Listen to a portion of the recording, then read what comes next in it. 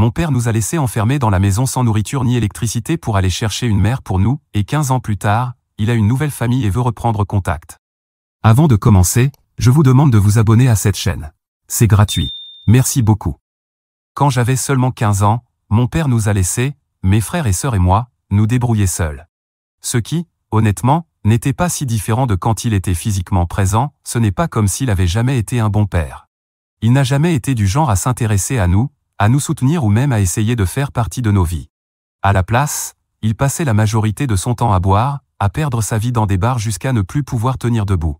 Et quand il ne buvait pas, il jouait, accumulant des dettes qu'il n'a jamais pu rembourser. Ces mauvaises habitudes ont ruiné notre famille, pas seulement émotionnellement, mais aussi financièrement. C'était ma mère qui tenait tout à bout de bras. Elle était la seule à travailler et à ramener de l'argent. Autrefois, elle avait des rêves d'aller à l'université et de se construire un avenir meilleur. Mais la vie en a décidé autrement. Elle a dû abandonner ses études et accepter le premier travail qu'elle a pu trouver, dans un petit restaurant. Ce n'était pas glamour, et ça ne payait sûrement pas bien, mais c'était suffisant pour mettre de la nourriture sur la table. Elle travaillait de longues heures, souvent enchaînant les shifts juste pour être sûre que nous ayons de quoi manger. Pendant que les autres enfants avaient des pères qui les emmenaient à l'école ou jouaient avec eux dans le jardin, notre père était introuvable. Et quand il était à la maison, c'était comme s'il n'y était pas vraiment, juste un homme titubant dans l'entrée tard le soir, puant l'alcool, n'apportant rien d'autre que plus de déception. J'ai grandi dans un foyer très loin d'être facile, pour moi et mes jeunes frères et sœurs, les jumeaux. Notre maison n'était pas un lieu de chaleur ou de sécurité, c'était un lieu de lutte, de stress, et de responsabilité bien trop lourde pour une adolescente. Avec des parents soit absents soit débordés, c'est moi qui ai endossé le rôle d'élever mes frères et sœurs. Ce n'était pas un devoir occasionnel, c'était toute ma vie. Chaque matin, c'était moi qui les réveillais, les habillais, et leur préparais le petit déjeuner. Je les emmenais à l'école, en m'assurant qu'ils avaient tout ce qu'il leur fallait. Après l'école, alors que les autres enfants traînaient avec des amis, faisaient du sport ou se détendaient, moi je courais à la maison. Mon temps ne m'appartenait jamais, car ma mère comptait sur moi pour m'occuper d'eux. Je les aidais avec leurs devoirs, leur faisais à manger, et les couchais le soir. Je n'ai jamais pu vivre les choses normales qu'une adolescente devrait vivre. Je ne pouvais pas traîner après les cours. Je ne pouvais pas aller à des fêtes d'anniversaire. Je ne pouvais même pas discuter très longtemps avec des amis. Ma mère ne m'a jamais demandé si je voulais ce rôle, elle l'a juste imposé. Pendant qu'elle travaillait sans relâche, moi j'étais à la maison, jouant un rôle qui n'était pas le mien. Je n'étais pas seulement la grande sœur, j'étais leur gardienne, leur deuxième maman. D'une certaine manière, j'ai dû grandir bien trop vite. À cause de tout ça, je ressens beaucoup de ressentiment envers mes parents, mais la façon dont je les perçois est très différente. Je ne déteste pas ma mère comme je déteste mon père. Autant il m'a été difficile de porter les responsabilités qu'elle m'a données, autant je sais qu'elle faisait de son mieux. Elle était coincée dans une situation terrible, essayant de nous nourrir, de nous habiller, de nous garder en sécurité, tout en s'épuisant au travail. Mon père, lui, n'a même pas essayé. Il n'était pas seulement absent, il était destructeur. Il se disputait sans cesse avec ma mère, et ce n'était pas juste des cris, c'était souvent physique. J'ai tellement de souvenirs d'elle en train de pleurer, de lui en train de la frapper, de la peur qui m'envahissait chaque fois que j'entendais sa voix ivre. Il n'était pas seulement violent envers elle, il a aussi transformé notre vie en enfer. Enfant, mes frères et sœurs et moi vivions dans la peur constante de l'humeur dans laquelle il serait en rentrant. En tant qu'aîné, je me sentais obligé de les protéger. Je me plaçais entre eux et lui, essayant de les protéger de sa rage. Mais cela voulait dire que je devenais parfois sa cible. Quand il était particulièrement ivre, il n'hésitait pas à lever la main sur moi aussi. Il y a eu des nuits où je me suis caché sous le lit, retenant ma respiration et priant pour qu'il s'effondre de lui-même, afin de ne pas avoir à subir ses coups ou ses menaces. C'était terrifiant. Aucun enfant ne devrait vivre comme ça, mais pour nous, c'était juste une autre nuit à la maison. Puis, un soir, tout a changé à jamais. Ma mère n'est jamais rentrée. Elle a été percutée par une voiture en rentrant du travail. L'impact a été si violent qu'elle est morte sur le coup, elle n'a même pas eu le temps d'arriver à l'hôpital. Aussi difficile que la vie ait pu être, cette nouvelle a rendu les choses encore plus insupportables. Elle n'était peut-être pas une mère parfaite, mais elle était la seule vraie parent qu'on avait. C'est elle qui tenait notre famille debout, qui travaillait sans relâche pour s'assurer que nous ayons de la nourriture et un toit au-dessus de nos têtes, et du jour au lendemain, elle avait disparu. Après les funérailles, les choses ont empiré. Mon père, déjà un piètre exemple de père, est devenu totalement insupportable. Il était en colère tout le temps, s'énervant pour la moindre chose. C'était comme s'il nous tenait responsables de tout, et nous étions ceux qui devaient subir sa frustration. Il lançait des objets dans la maison, cassait tout ce qui lui tombait sous la main, et déversait sa colère sur moi et mes frères. L'argent que ma mère avait laissé aurait dû servir à s'occuper de nous, mais au lieu de ça, il l'a gaspillé pour lui-même, en buvant, en jouant, en courant après n'importe quelle femme qui lui plaisait cette semaine-là. Il ne restait presque jamais à la maison. Certains soirs, il ne rentrait pas du tout. D'autres fois, il disparaissait pendant plusieurs jours, nous laissant complètement seuls, sans nourriture ni argent. Il y a eu des moments où nous passions plusieurs jours sans un vrai repas. Tout ce que nous avions, c'était des céréales, et même ça, ce n'était pas toujours suffisant. Les choses sont devenues si graves que j'ai commencé à sauter des repas pour que mes frères puissent avoir quelque chose dans l'estomac. Je leur disais que je n'avais pas faim, alors que j'étais affamé. Je n'avais pas le choix, je devais être forte pour eux. Il ne restait plus personne pour s'occuper de nous. Puis, 6 mois après la mort de ma mère, mon père nous a abandonnés complètement. Un matin, je me suis réveillé et j'ai tout de suite senti que quelque chose n'allait pas. La maison était trop silencieuse. Aucun bruit de mon père titubant, pas de bouteilles qui s'entrechoquent, pas de cris. Au début, j'ai cru qu'il était juste sorti tôt, mais en passant devant sa chambre, j'ai remarqué quelque chose d'étrange, son placard était vide. Ses chaussures avaient disparu. Tout ce qu'il possédait, ses vêtements, son sac, même sa brosse à dents, avait disparu. J'ai pris mon téléphone pour l'appeler. Ça a sonné longtemps, mais il n'a jamais répondu. J'ai réessayé. Rien. C'est là que je l'ai vu, une feuille pliée sur la table de la cuisine avec mon nom écrit dessus. Dans cette note, il écrivait qu'il partait en voyage pour enfin rencontrer l'amour de sa vie, une femme qu'il avait rencontrée en ligne. Il ne disait pas où il allait, seulement qu'il ne savait pas quand il reviendrait. Il écrivait qu'il ne reviendrait qu'une fois qu'il aurait trouvé une autre mère pour nous. Une excuse pathétique pour justifier qu'il nous abandonnait pour aller s'allonger dans le lit d'une autre femme. Et il essayait de faire passer ça comme si c'était une bonne chose pour nous. C'est à ce moment-là que j'ai compris que notre père ne reviendrait jamais. Nous étions complètement seuls. Il n'a même pas eu la décence de nous parler avant. Aucune mise en garde, aucun plan, rien. Juste une décision froide et égoïste de disparaître et de nous laisser tout gérer par nous-mêmes. Et le pire, c'est qu'il n'a même pas laissé un centime. Pas d'argent pour manger, pas d'argent pour le loyer, rien du tout. Il nous a laissés totalement livrés à nous-mêmes. Mes frères dormaient encore dans la pièce à côté, inconscients de tout. Pour la première fois de ma vie, j'ai eu vraiment peur, pas seulement pour moi, mais pour mes frères. Cela peut paraître étrange que je n'ai pas eu peur avant, avec tout ce que nous avions vécu, mais j'étais déjà habitué à une vie difficile. Mais là, c'était pire. Nous n'avions plus personne, pas de parents, pas d'argent, aucune idée de ce qu'il fallait faire, et pour la première fois, je n'avais aucune réponse. Pendant la première semaine après son départ, j'ai fait tout ce que j'ai pu pour prendre soin de mes frères. J'ai trouvé des moyens de nous nourrir, en empruntant de l'argent aux rares amis que j'avais. Je leur disais que c'était juste pour un petit moment, que les choses iraient bientôt mieux. Au fond de moi, j'espérais encore que mon père reviendrait, qu'il avait juste pris une décision irréfléchie et qu'il réaliserait son erreur. Mais au fil des jours, cet espoir a commencé à disparaître. Dès la 2e semaine, son téléphone avait été complètement déconnecté. Peu importe combien de fois j'essayais de l'appeler, je tombais toujours sur un message automatique. Il était introuvable. La réalité de notre situation a commencé à me frapper, et c'était terrifiant. Nous n'avions plus de nourriture, et la facture d'électricité n'avait pas été payée, alors les lumières ont été coupées. Je ne savais plus quoi faire.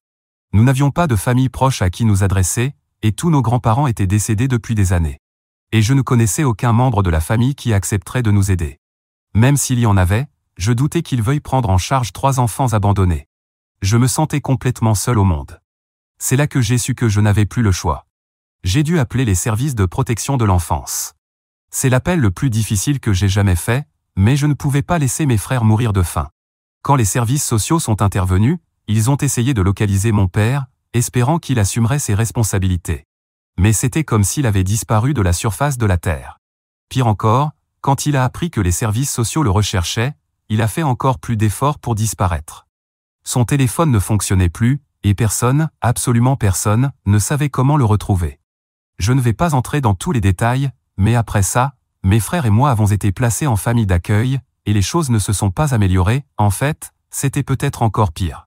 Nous avons tout perdu en y étant placés.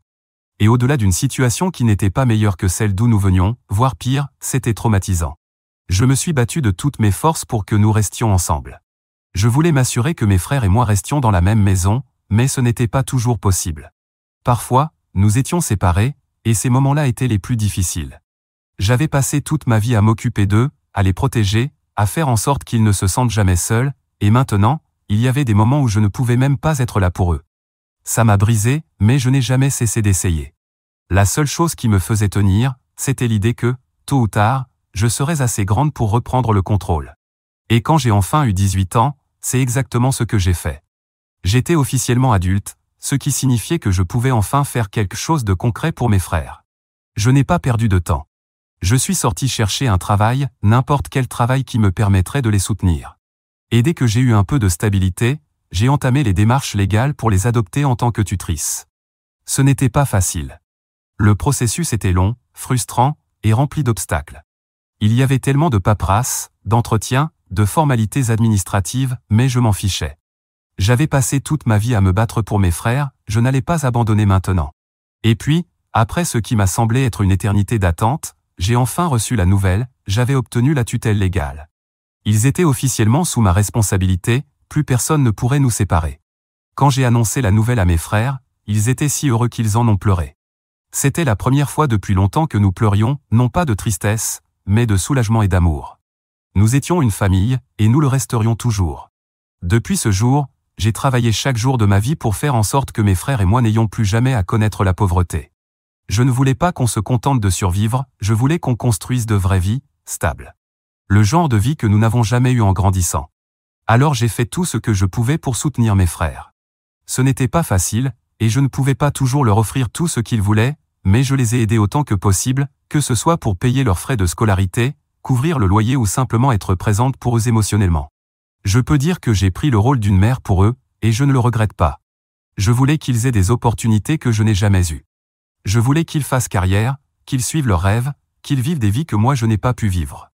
Et maintenant, toutes ces années de lutte ont enfin porté leurs fruits. Mes deux frères ont de bons emplois et ont construit de très belles vies. Nous vivons tous les trois dans la même ville, toujours aussi proches les uns des autres. L'un de mes frères est en couple avec une bonne personne, et l'autre vit seul. Peu importe à quel point nos vies ont changé, nous prenons toujours le temps de nous voir. Nous sortons ensemble, nous restons en contact, et nous n'oublions jamais ce que nous avons traversé. Mes frères me disent toujours qu'ils me doivent tout, qu'ils ne seraient pas là où ils sont sans moi, mais la vérité, c'est que je n'ai jamais vu ça comme un sacrifice. J'ai simplement fait ce qu'une grande sœur doit faire. Je les aime, et je refusais de les laisser souffrir seuls. Nous avons grandi dans les pires circonstances, mais nous nous en sommes sortis, et maintenant nous vivons les vies que nous avons toujours méritées. Cela fait 15 ans que notre père nous a abandonnés, et pendant ce temps, nous avons parcouru un long chemin. Malgré tout, nous gardons le souvenir de notre mère vivant en nous. Nous parlons souvent d'elle, partageant les petits souvenirs que nous avons, son rire, combien elle travaillait dur pour nous, les sacrifices qu'elle a faits.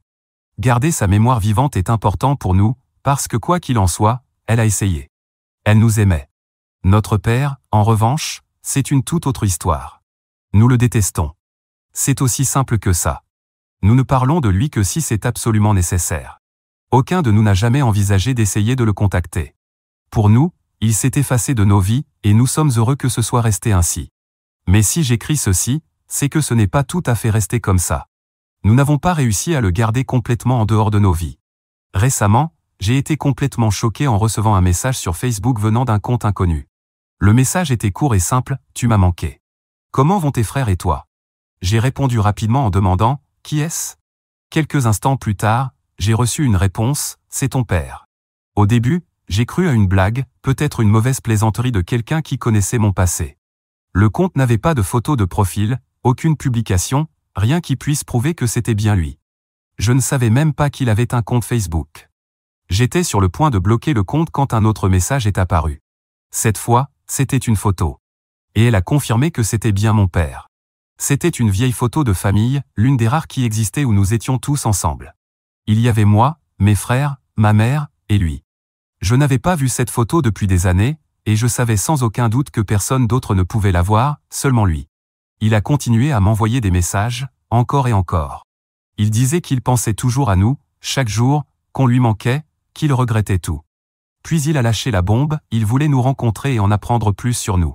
Maintenant, il voulait nous voir, après 15 ans de silence. Après nous avoir fait souffrir, affamés, après nous avoir laissé nous battre juste pour survivre, il avait le culot de réapparaître de nulle part et d'agir comme s'il se souciait de nous, comme s'il avait le droit de demander ça. J'ai décidé de ne pas répondre. Je ne lui devais pas un seul mot. Mais ça ne l'a pas arrêté. Il continue à m'écrire, message après message, comme s'il pensait que je finirais par lui pardonner. Mais je ne le ferai pas. Ça, c'est certain, pas maintenant, pas jamais. Il a ravivé toute la rancune que j'avais contre lui. Pas tant pour moi, ou du moins, pas principalement. C'est pour ce qu'il a fait à mes frères. C'est moi qui étais responsable d'eux, et j'ai dû les regarder souffrir. Je ne leur ai pas encore parlé de tout ça, mais il est probable que nous en discutions bientôt, et je leur dirai. Mise à jour 1. Cela fait quelques jours, et j'ignore toujours les messages de mon père. À chaque fois que je vois cette notification, mon sang ne fait qu'un tour. Je n'arrêtais pas de me dire que je ne répondrais pas, que je ne lui donnerais pas cette satisfaction. Mais aujourd'hui, un autre message est arrivé, et celui-là m'a figé. Il a avoué qu'il avait une nouvelle famille maintenant, et que c'était pour ça qu'il avait essayé de me contacter. Avant même que je puisse digérer l'information, un autre message est arrivé, je me suis marié il y a quelques années et j'ai maintenant des enfants. Je pense vraiment que ce serait bien pour nous tous de nous rencontrer. Ma femme aimerait beaucoup faire votre connaissance, à toi et tes frères. On peut recommencer à zéro, en tant que famille. Je peux enfin m'occuper de vous, de tes frères. C'est là que j'ai explosé. J'ai répondu, la rage débordant à chaque mot. Tu te fiches de moi? Tu as eu le culot de disparaître de nos vies et de nous laisser crever de faim, tu ne t'es jamais soucié de nous, et maintenant, après 15 foutues années, tu veux nous présenter à ta jolie petite famille parfaite? Elle connaît toute l'histoire? Ta femme et tes enfants savent ce que tu nous as fait? Mon père a affirmé qu'il avait été désespéré à l'époque et qu'il avait fait ce qu'il pensait être juste, en insistant sur le fait qu'il n'avait jamais voulu nous abandonner. Puis il a dit à quel point il était fier de moi pour avoir élevé mes frères, pour avoir veillé à ce qu'on aille bien, et qu'il avait toujours su que j'étais la plus forte d'entre nous. Comme si j'avais eu le choix. Comme si je n'avais pas été forcé de prendre ce rôle parce qu'il nous avait laissé tomber. Mais ce qui m'a le plus mis en colère, c'est ce qu'il a dit ensuite. Il m'a supplié de ne rien dire à sa nouvelle famille sur le passé. Selon lui, sa femme et ses enfants n'avaient pas besoin de tout savoir, parce que certaines choses valaient mieux rester secrètes. Il insistait pour dire que revenir sur le passé ne ferait que raviver la douleur et que ce n'était pas nécessaire. Donc il n'était pas désolé. Il ne se souciait pas de ce qu'on avait traversé, il ne voulait juste pas passer pour un monstre devant sa nouvelle famille. Il voulait qu'on fasse comme si rien ne s'était jamais passé, qu'on efface toute la souffrance qu'il nous avait causée, juste pour qu'il n'ait pas à avoir honte. J'ai refusé que ça arrive. Qu'il profite de sa petite vie parfaite, je ne veux pas en faire partie. On n'a pas besoin de rencontrer ta femme, on n'a pas besoin de rencontrer tes enfants, on n'a pas besoin de toi, point final. Tu n'as pas été un père pour nous à l'époque, quand on avait besoin de toi, alors ne reviens pas maintenant en faisant semblant de t'intéresser à nous. Tu ne peux pas recommencer à zéro juste parce que c'est plus pratique pour toi. Il a vu mon message presque immédiatement, et pendant un court instant, j'ai cru que peut-être, juste peut-être, il allait enfin admettre qu'il avait été égoïste. Peut-être qu'il allait reconnaître qu'il nous avait abandonnés. Mais à la place, il a répondu avec le même faux air inquiet, « Je comprends que tu sois en colère, mais s'il te plaît, réfléchis Y. Ma femme veut vraiment vous rencontrer, tous les trois. » Je l'ai bloqué sur Facebook. Cet homme n'était pas mon père, c'était juste un étranger qui partageait mon ADN, et je n'allais pas perdre une seconde de plus de ma vie à cause de lui. Mise à jour 2. Bloquer quelqu'un n'empêche malheureusement pas cette personne de trouver d'autres moyens de vous contacter. Comme il ne pouvait plus m'atteindre, il a fait la chose que je redoutais le plus, il a contacté mes frères. Je ne leur avais pas encore parlé des messages qu'il m'avait envoyés. Mais mon père, fidèle à lui-même, toujours aussi égoïste, n'a pas hésité une seconde à les déranger, il se fichait de ce qu'il pouvait ressentir. La seule chose qui comptait pour lui, c'était ce qu'il voulait. Et soudainement, mes frères ont commencé à recevoir les mêmes messages que moi. Ils ont été complètement pris au dépourvu. Papa leur a envoyé les mêmes excuses pathétiques, leur disant à quel point il lui manquait et qu'il voulait arranger les choses. Il leur a même dit qu'il m'avait contacté en premier, mais que je l'avais ignoré et bloqué, sous-entendant que j'étais la seule responsable de notre éloignement, comme si j'étais juste rancunière à cause d'un petit malentendu. Bien sûr. Lui, le pauvre père rejeté, et moi, la fille aigrie qui empêche ses frères de retrouver leur gentil papa. Mes frères avaient déjà tellement souffert à cause de lui. Le traumatisme qu'il a causé ne s'est jamais effacé, même avec le temps. Nous avons mis des années à essayer de guérir, à reconstruire nos vies, à avancer malgré les cicatrices qu'il nous avait laissées. Et maintenant qu'ils étaient enfin heureux, enfin stables, ils surgissaient de nulle part en prétendant avoir le droit de revenir dans leur vie. Quand mes frères m'ont parlé des messages, ils m'ont avoué qu'ils ne savaient pas quoi en penser. Contrairement à moi, ils n'avaient presque aucun souvenir de nos parents ensemble. Ils étaient si jeunes quand tout s'est effondré, et tout ce qu'ils retenaient de notre père, c'était la douleur. Ils n'avaient aucun souvenir heureux avec lui, aucun moment de tendresse, aucun geste paternel, rien qui aurait pu leur donner envie de renouer avec lui. La seule chose dont ils étaient sûrs, c'est qu'il nous avait abandonnés quand on avait le plus besoin de lui.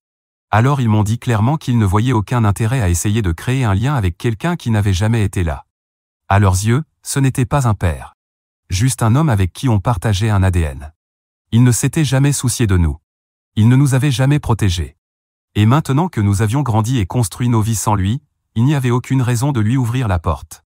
Il ne voulait ni ses excuses ni ses explications, et encore moins rencontrer sa nouvelle famille. Alors, contrairement à moi, ils n'ont pas hésité une seconde à le bloquer. Ils n'ont même pas ressenti le besoin de répondre. Après tout, il ne méritait pas leur temps ni leur énergie. Il avait déjà montré la personne qu'il était, et il n'avait aucune intention de lui donner une seconde chance. J'ai ressenti un immense soulagement, non pas parce que j'avais pris la décision pour eux, mais parce qu'ils étaient arrivés à la même conclusion que moi. Ils nous avaient abandonnés depuis longtemps, et aujourd'hui, c'était à notre tour de l'abandonner définitivement. Mais cette histoire aurait pu s'arrêter là. Il n'aurait pas été le premier père lamentable à reprendre contact après des années d'absence. Mais non, il a fallu qu'il envoie des messages à mes frères simplement parce que j'avais refusé de le voir. Et en plus, il s'est permis de parler de moi en mal, comme si j'étais la méchante dans tout ça. Au départ, j'avais simplement prévu de le bloquer et de passer à autre chose, mais maintenant, je ne pense plus que ce soit suffisant. Mise à jour 3. Quelques jours après que mes frères ont bloqué notre père, j'ai reçu une nouvelle demande de message sur Facebook. En cliquant sur le profil, j'ai tout de suite vu que c'était la nouvelle femme de mon père. Puisque mon père était bloqué, j'imagine qu'elle a pensé pouvoir me contacter à sa place. Elle s'est présentée en disant qu'elle avait beaucoup entendu parler de moi de sa part. Elle a ajouté qu'elle aimerait me rencontrer en personne et apprendre à me connaître. Aussitôt, j'ai ressenti un malaise. Quelque chose ne tournait pas rond dans tout ça. Pourquoi, tout à coup, mon père et sa femme tenaient-ils tant à nous revoir, mes frères et moi? Quelle était la vraie raison derrière cette soudaine volonté de nous recontacter? J'ai décidé d'aller droit au but. Je lui ai dit d'arrêter les belles phrases et de me dire la vérité. Au début, elle a esquivé, donnant des réponses vagues. Mais après un peu d'insistance, elle a fini par lâcher le morceau, mon père était malade. Il souffrait d'une insuffisance rénale et avait urgemment besoin d'un foie. Et tout a soudainement pris sens. C'était donc ça, la vraie raison de ce retour soudain après toutes ces années. Il avait détruit son foie à force de boire, et maintenant, il cherchait un donneur. Et comme si ça ne suffisait pas, sa femme a ensuite admis qu'elle ne voulait pas que leurs propres enfants traversent le processus de don, car ils étaient encore trop jeunes. À la place, elle espérait que moi, en tant qu'aîné, je prendrais mes responsabilités et que j'aiderais mon père. Elle a même eu le culot de me dire qu'elle ne voulait pas perdre son mari et qu'elle avait besoin de mon aide. Je lui ai répondu que si elle tenait tant que ça à le sauver, elle n'avait qu'à le faire elle-même, parce que nous, on n'allait rien faire du tout. Puis je l'ai prévenue, si elle ou mon père osait encore une seule fois nous contacter, mes frères ou moi, je prendrais des mesures légales. Je m'en fichais du prix à payer, ordonnance d'éloignement, plainte pour harcèlement, peu importe ce qu'il faudrait. Nous avions mis trop d'années à reconstruire nos vies pour les laisser tout ruiner à nouveau. C'était la dernière fois qu'il nous dérangeait. Sans attendre de réponse, je l'ai bloqué, tout comme j'avais bloqué mon père. Mise à jour 4. Avant ma dernière mise à jour, j'avais une idée en tête concernant mon père, mais en apprenant qu'il était malade, j'ai laissé tomber. Je me suis dit que c'était mal de faire ça à quelqu'un de malade. Mais ensuite, je me suis souvenu qu'il avait toujours été une personne malade, la seule différence, c'est que maintenant, c'était reconnu médicalement. Alors j'ai repris mon plan. Ce que je vais vous raconter, c'est ce plan en action et comment ça s'est passé. Après réflexion, j'ai compris que j'avais encore un recours légal contre lui, car même s'il ne voulait plus être notre père, il avait encore des obligations financières envers ses enfants. J'ai donc pris contact avec un avocat pour le poursuivre en justice pour pension alimentaire impayée. S'il mène aujourd'hui une vie stable, je ne pense pas qu'il aura du mal à payer. Et pour être honnête avec vous tous, je me fiche complètement de son état de santé actuel. Je n'ai aucune pitié pour quelqu'un qui a détruit son foie à force de boire. Je suis donc allé de l'avant. Et heureusement pour moi, le dossier auprès des services de protection de l'enfance était toujours ouvert, et les paiements de pension alimentaire ne sont pas soumis à expiration. Après cela, j'ai convoqué le géniteur et sa femme dans un café pour discuter. J'ai dit que j'avais réfléchi à certaines choses et que j'avais besoin d'une rencontre en personne. J'ai contacté sa femme, que j'avais débloquée, pour organiser la rencontre, car je ne voulais pas parler directement à mon père. La réunion a commencé plutôt calmement, mais je suis rapidement entré dans le vif du sujet. Et même si je pense toujours que sa femme est une personne horrible pour m'avoir demandé de faire un don de rein à la place de ses propres enfants, je pouvais voir qu'elle n'avait aucune idée de ce dans quoi elle s'embarquait. Après la réunion, elle m'a écrit et m'a raconté la version de l'histoire que mon père lui avait donnée, qui était très différente de la vérité. Il lui avait dit que, lorsque j'ai eu 18 ans, je l'avais éloigné de ses enfants simplement parce que je le tenais pour responsable de la mort de notre mère. Que j'avais menti pour devenir la tutrice de mes frères et sœurs, et qu'il m'avait pardonné et voulait simplement reconstruire notre relation. Mais pour en revenir à la réunion, elle était choquée et a regardé mon père avec indignation. Je ne suis pas resté très longtemps, car alors qu'ils commençaient à se disputer, j'ai fait signe à quelqu'un assis à une autre table, et cette personne lui a remis les papiers du procès. Nous le poursuivons pour non-paiement de pension alimentaire et abandon d'enfants. Il est également possible qu'il ait des ennuis avec la justice pour ce qu'il a fait, mais cela dépend du système judiciaire. Tout cela vient juste d'arriver, seulement 2 jours se sont écoulés depuis cette réunion, donc maintenant, il faut faire preuve de patience et laisser les rouages lents de la justice tourner. Je ne sais pas quand je pourrai donner une nouvelle mise à jour, mais je le ferai quand j'aurai plus de nouvelles. Et pour ceux qui se posent la question, oui, mes frères et sœurs étaient d'accord. Je n'allais pas faire quelque chose qui les concernait sans les consulter. Ils m'ont dit de faire tout ce qu'il faut pour récupérer l'argent qu'ils nous doivent, de l'argent que je mérite pour tout ce que j'ai sacrifié pour eux. Je ne pense pas être la seule à le mériter, car eux aussi m'aident depuis qu'ils ont trouvé de bons emplois. Mais on est encore loin du compte, il faut d'abord gagner les procès. Mise à jour 5. Toutes les procédures judiciaires prennent du temps, et je n'étais pas sûr de devoir publier des mises à jour au fur et à mesure ou une mise à jour finale avec tout ce qui s'est passé une fois que ce serait terminé. J'ai pensé que de petites mises à jour sans réelle substance n'étaient pas une bonne idée, alors j'ai attendu patiemment tout ce temps pour pouvoir tout vous raconter. Pour commencer, il y a le procès civil, que nous avons gagné. Mon père a été condamné à payer plus de 47 000 $ en pension alimentaire impayée, en plus du cas d'abandon. Je ne sais pas ce que vous en pensez, mais pour moi, c'est une somme impressionnante. Mes frères et sœurs ont insisté pour que je garde tout l'argent au lieu de le partager avec eux, car ils n'en ont pas besoin comme moi. Ils m'ont suggéré d'acheter une maison pour ne plus avoir à louer toute ma vie. Et c'est exactement ce que je compte faire. Je viens tout juste de commencer les recherches, mais j'espère en avoir une d'ici Thanksgiving, qui est encore dans plusieurs mois, afin de pouvoir organiser un dîner et remercier mes frères et sœurs pour cela. Je pense que cette année, nous aurons beaucoup de raisons d'être reconnaissants. L'argent provient de la part de mon père dans le cadre de son divorce avec sa femme, qui, après notre fameuse rencontre, a demandé le divorce presque immédiatement. Elle s'est excusée de m'avoir demandé de faire un don à son mari. Elle a dit qu'elle l'avait fait parce qu'elle pensait que j'étais une personne horrible, selon la version des faits que mon père lui avait raconté. Cependant, aujourd'hui, elle ne veut plus que qui que ce soit donne quoi que ce soit à mon père, qui subit encore régulièrement des dialyses pour compenser son foie endommagé. Mon père a également été reconnu coupable d'avoir abandonné ses enfants sans les avoir laissés aux soins de qui que ce soit, et il purgera une peine de 15 mois de prison. Là-bas, au moins, il pourra encore recevoir des traitements, mais en ce qui concerne une éventuelle greffe, ses chances sont minces. Je sais qu'il y a une possibilité que mon père meure en prison s'il ne reçoit pas de greffe, et même si je suis heureuse qu'il ait eu ce qu'il méritait, je ne vais pas me réjouir de sa mort. Je peux déjà dire que si cela arrive, vous ne me verrez pas en parler ici. Il était déjà mort pour moi. Un papier officiel ne change rien à cela. Donc, à moins qu'il y ait quelque chose d'autre à partager qui ne soit pas lié à cette affaire, vous n'aurez plus de nouvelles de moi. Mais cela ne veut pas dire que je ne suis pas reconnaissante envers vous tous, ou que je ne répondrai pas à certains commentaires.